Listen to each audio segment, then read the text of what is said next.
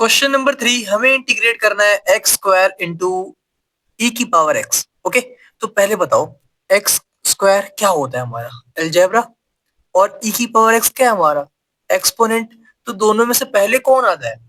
आई inverse L log, फिर algebra, फिर trigonometry आता है, फिर उसके बाद आता है एक्सपोनेंट, मतलब अलजेब्रा पहले आता है।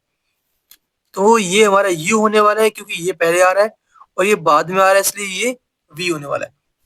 तो एक काम करते हैं, अब से हम ना इसको आई लेट करेंगे ताकि हम डायरेक्ट यहाँ पे आई ले सके। इससे फायदा कुछ नहीं है, बस देखने में अच्छा लगेगा। तो आई की वैल्यू क्या आने वाली है अब? यू क्या हमारा बताओ, एक्स स्क्वायर है ना, तो यहाँ पे एक्स स्क्वायर लिख दूं मैं, X square integration of V मतलब इंटीग्रेशन ऑफ ई की पावर एक्स डी एक्स, फिर माइनस होगा, एक बड़ा सा इंटीग्रेशन होगा जिसके अंदर हमें पहले तो u को डिफरेंशिएट करना है, डी अपॉन डी एक्स किसका, u का मतलब एक्स स्क्वायर का। मैच कर लो आप जो मैं कह रहा हूँ, ऐसा है भी कि नहीं, डी अपॉन डी एक्स किसका, u का। फिर इनटू में एक छोटा सा इंटीग्रेशन, मतलब इंटीग्रेशन ही करना है, फिर से v का करना है मतलब e की पावर x का करना है, और फिर dx, और ये हो गया ब्रैकेट क्लोज, और इस इंटीग्रेशन का dx हमने यहाँ पे लिख दिया। ओके, तो ये आ चुका है, बस सिंप्लीफाई करो और आंसर मिल जाएगा। तो हमें i की वैल्यू क्या मिलने वाली है, एक्स स्क्वायर का एक्स स्क्वायर, e की पावर x का इंटीग्रेशन हमारा e की पावर x ही होता है, माइनस का माइनस, फिर integration d upon D x x square का क्या आएगा, 2x आएगा। एक्स स्क्वायर को डिफरेंशिएट करने पे हमें 2x मिलता है, फिर इनटू में इंटीग्रेशन ऑफ ई की पावर एक्स जो कि ई की पावर एक्स के बराबर ही आने वाला है, और ये सॉल्व हो चुका है। फिर dx है तो dx लिख दिया हमने। देखो, करने के बाद भी वापस से दो वेरिएबल मल्टीप्लाई में आ रहे हैं, है कि नहीं, x इंटू ई की पावर एक्स दोनों ही वेरिएबल है। इसको टी लेट करने पे ना ये कटेगा, इसको टी लेट करने पे ना ये कटेगा, तो हमें वापस से आई लेट लगाना होगा। ठीक है, ऐसा हो सकता है किसी क्वेश्चन में 2 बार आई लेट लगाना पड़े, 3 बार लगाना पड़े, तो लगाना पड़ सकता है। तो इसको वापस से अप्लाई करने वाले हैं हम। ठीक है, तो घबराना नहीं है, आंसर सही चल रहा है। ठीक है, लेकिन 2 बार लगाना हो रहा है, होगा हमें अभी, तो लगाते हैं। तो मुझे बताओ कि जो ये आई की वैल्यू है equal to x square into e की पावर एक्स है, यहाँ पे 2 और माइनस, एक काम करते हैं इसे बाहर लिख लेते हैं, -2। ठीक है, अब मैं इंटीग्रेट कर रहा हूँ, देखो ये 2 और ये माइनस हमने बाहर रख रखा है। अब मैं इंटीग्रेट कर रहा हूँ इसे, किसे, x इंटू ई की पावर x को।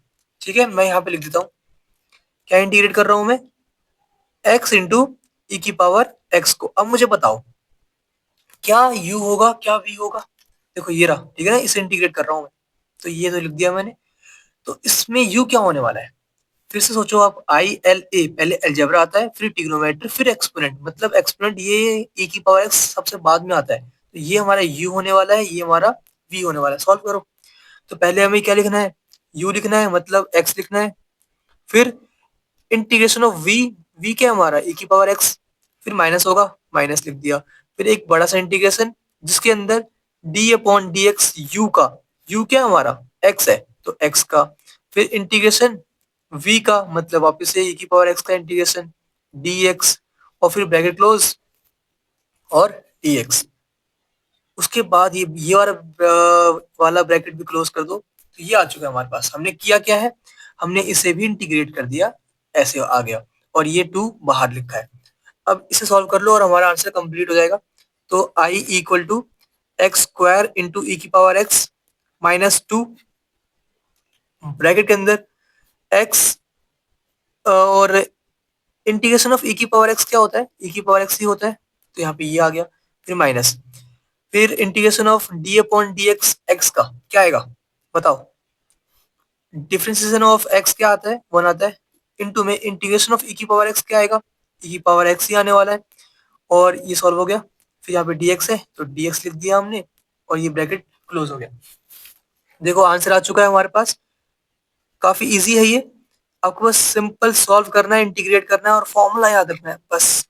यहाँ पे माइनस का 2 आएगा, और x इंटू ई की पावर x जो कि यहाँ लिखा हुआ है, माइनस का माइनस, इंटीग्रेशन ऑफ ई की पावर x क्या होता है, ई की पावर x ही होता है। ठीक है, बस ये आ चुका है, हमने इंटीग्रेट कर दिया, इसकी वैल्यू ये है। प्लस एक कांस्टेंट करना होगा तो प्लस सी कर दो और ये हमारा आंसर कंप्लीट हो गया। लेकिन ये बुक से अभी मैच नहीं हो रहा होगा, लेकिन आंसर सही है, इसलिए मैं छोड़ दूं या करवा दूं आगे की बात। देखो, बुक से मैच करने की नीड तो वैसे है नहीं, लेकिन बुक से मैच करना है तो एक काम कर लो। देखो, -2 मल्टीप्लाई कर लो अंदर। -2 अगर मैं अंदर मल्टीप्लाई करता हूँ तो मुझे क्या मिलेगा? x² इंटू ई की पावर x -2x ई की पावर x, और माइनस इंटू माइनस प्लस होता है तो +2 ई की पावर x प्लस सी। ओके, ये आ चुका है हमारे पास। अब भी बुक से मैच नहीं हो रहा होगा, तो अब क्या करें हम? देखो, सब में ना ई की पावर x दिख रहा होगा आपको, कॉमन ले लो। जल्दी से सब में से कॉमन ले लो ई की पावर x। तो ये x² आ गया, यहाँ पे क्या बचा? माइनस का 2x बच गया, यहाँ पे प्लस का 2 बच गया, और प्लस का c। तो ये आंसर बिल्कुल बुक से मैच हो रहा होगा। बुक से मैच करने की नीड नहीं है, अगर आप यहाँ तक करके भी छोड़ते हो तो आंसर सही माना जाएगा। ओके, आसान था या हार्ड था? कमेंट बॉक्स में जरूर बता देना। ठीक है।